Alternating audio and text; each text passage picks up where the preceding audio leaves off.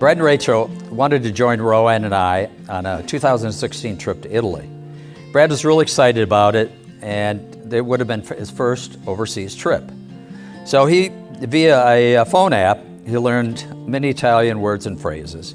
And as we got there, he fit right in with Rowan's family, and of course everybody loved him. So all the time, Brad is taking videos. That's where the big jokes come in.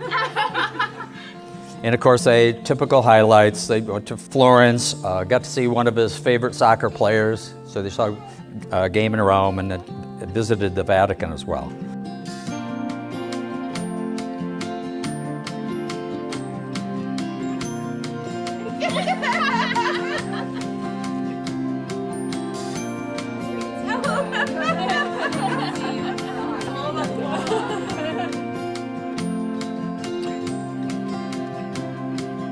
They say a woman marries a man like her father. Bill Jr. But back to my original point, I see many similarities between Bill and Brad. They're both funny, hardworking, and fiscally responsible, to name a few. But there is one striking difference that I'm not sure Brad will ever master.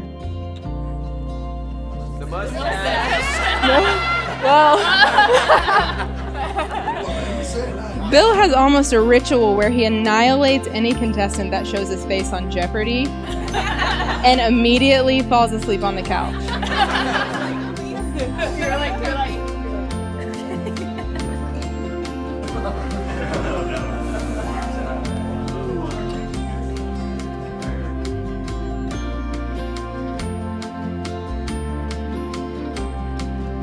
If you took a cinder block, tied a single thread to that cinder block, tried to lift it up, surely this thread would snap.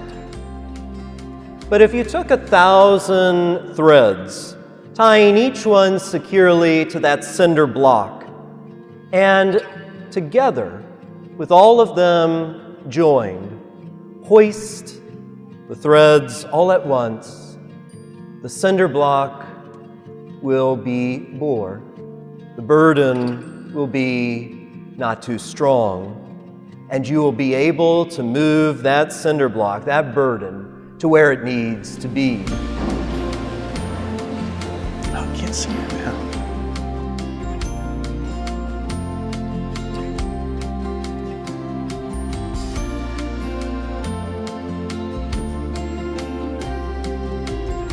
Rex, you were my first family when I left St. Louis. Who would have thought that a random roommate from the dorms would end up in a lifelong friendship? You were the rock for me. You were there for me through thick and thin. And by that I mean, you were my ride or die to Taco Bell. You knew how much I love that place, and you never judged me for going there. Basically what I'd like to say is, Rachel, I would never trade a single moment I've spent with you. But I do envy the fact that Brad gets to spend even more hilarious and genuine moments with you for the rest of your life.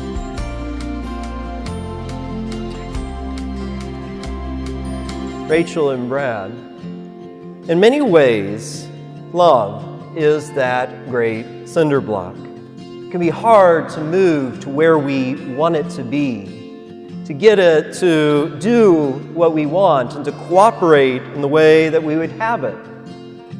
And if you were to tie one little thread to that cinder block, a memory, thought about the other, a reason for being committed to this relationship, just one would not be enough. But you have had 1,000 of those such experiences of how you fell in love, of how the other has brought out the best in you. Rachel, you have to keep an eye on Brad, as I think he has the travel bug. And Brad, I think you're now an honorary Italian.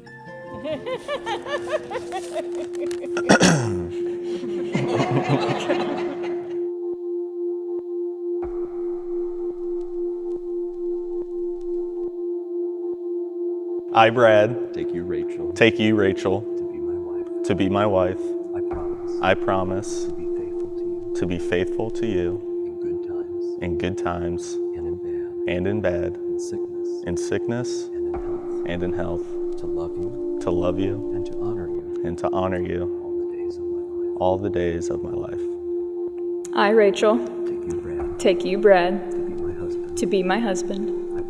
I promise To be faithful to you in good times in good times and in bad, and in bad, in sickness in sickness and in health, to love you and to honor you all the days of my life. all the days of my life.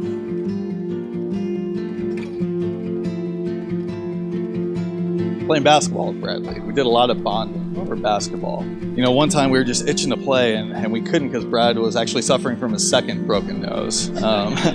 We had to sit around and we just waited. Weeks went by and finally the doctor cleared him to play. His nose is all healed up, so we ran out to the nearest court. We started playing one-on-one and it couldn't have been 5 more minutes. The poor guy. I reached in and just popped him. I broke that nose. I broke it a 3rd time. So you all have me to thank for this beautiful face that you see here today. And Rachel, if you're at all not okay with it, I'm happy to do it a 4th if you need me to. So.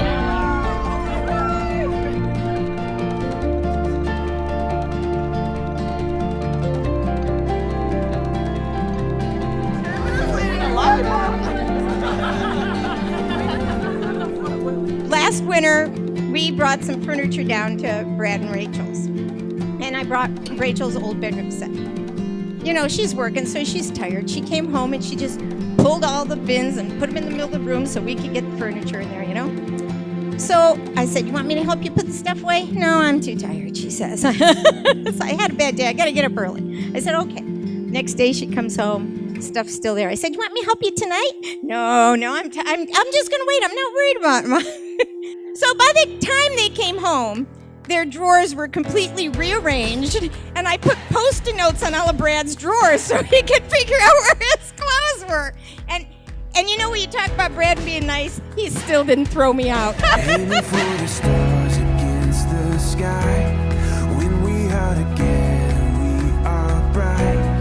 We'll light up. We've been waiting for this moment to come. We were made for this adventure. We feel it in our blood. We'll light up. And finally, I'm sure you've been asking yourself what you should do when Rachel challenges you to an eating contest. And to be honest, we've all been asking ourselves that while silently wondering where the hell she puts it. But at the end of the day, I don't really have any advice for you. I just wanted to publicly acknowledge that it's okay to lose, but never surrender. So all jokes aside, I've come to know Rachel and Brad as a couple over the last few years. I can say firsthand they are a true example of love and devotion. And I simply couldn't be happier they found each other. We have everything we need and we know we were made for this adventure and we were made to go. We'll light up.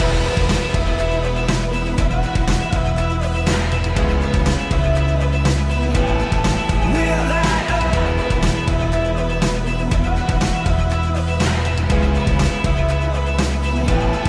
Aiming for the stars against the sky. You are not just marrying the right partner, it is being the right partner. Last but not least, stop trying to figure out who will wear the pants in your relationship. Relationships work best when no one is wearing the pants. Now, you know, Rowan said to say this, and I'm really not sure what that means.